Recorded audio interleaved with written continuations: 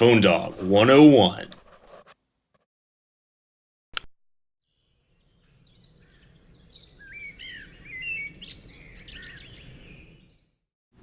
4G, LTE, WiMAX, HSPA+, these are probably terms that you've heard a lot, especially in commercials for wireless carriers. One carrier says that their 4G network is the largest, another carrier says that their 4G network is the fastest, and then another carrier says that those other guys don't even have a 4G network, that theirs is the only real 4G network. So what do all of these terms mean, LTE, WiMAX? Which one is better? Which one is faster? And should you buy a 4G phone now? Well, this PhoneDog 101 video is going to answer those questions, and it's going to help you pick the best phone the next time you're shopping. Now, you may be sitting there thinking to yourself, I already know what all those terms mean, 4G, WiMAX, LTE, I don't need somebody to tell me. Well, if that's the case, then don't watch the video. For everyone else, let's get started.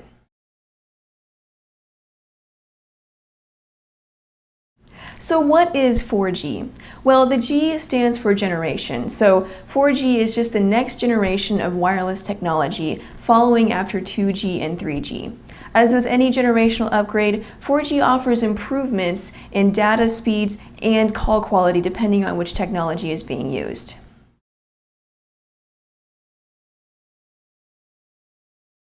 WiMAX stands for Worldwide Interoperability of Microwave Access. It's a long name, that's why they just say WiMAX.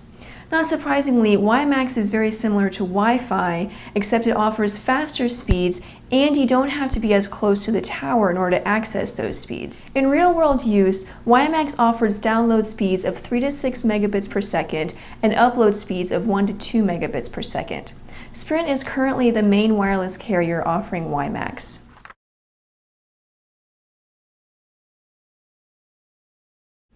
LTE stands for long-term evolution. It's a GSM technology that follows in the line of Edge, UMTS, and HSPA+. Whereas WiMAX transmits signals using microwaves, as the name suggests, LTE uses radio frequencies. In real-world use, LTE offers download speeds of 5 to 12 megabits per second and upload speeds of 2 to 5 megabits per second. Verizon is currently the largest carrier with an LTE network, however Metro PCS is also building out their LTE 4G network.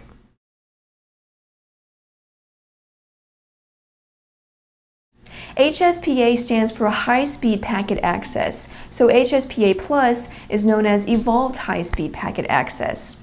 HSPA is the combination of HSDPA, the D standing for downlink, and HSUPA, the U standing for uplink.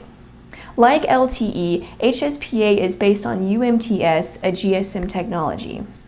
It is expected that AT&T and T-Mobile, currently the two main carriers with an HSPA Plus network, will eventually upgrade to an LTE network, as this logically comes next in the evolutionary path for this technology. In real-world use, current HSPA Plus technology offers download speeds of 5 to 8 megabits per second and upload speeds of 1 to 3 megabits per second.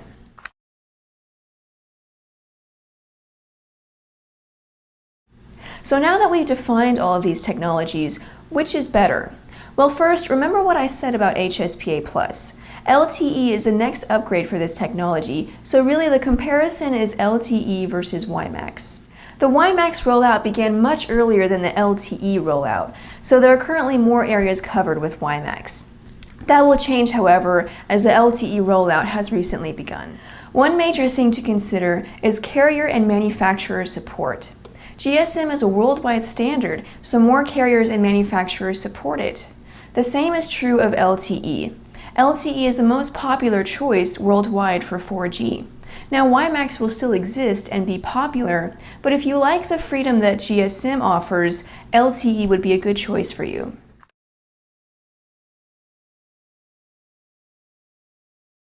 Some carriers charge an extra data fee per month when you buy one of their 4G phones, whether you're in one of their 4G markets or not.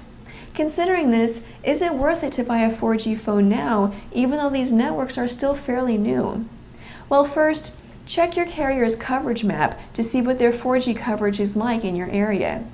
Also, consider this. Current 4G technologies really only offer improvements in data speeds, so if you don't do a lot of web browsing, social networking, or streaming video or music, then 4G isn't really necessary.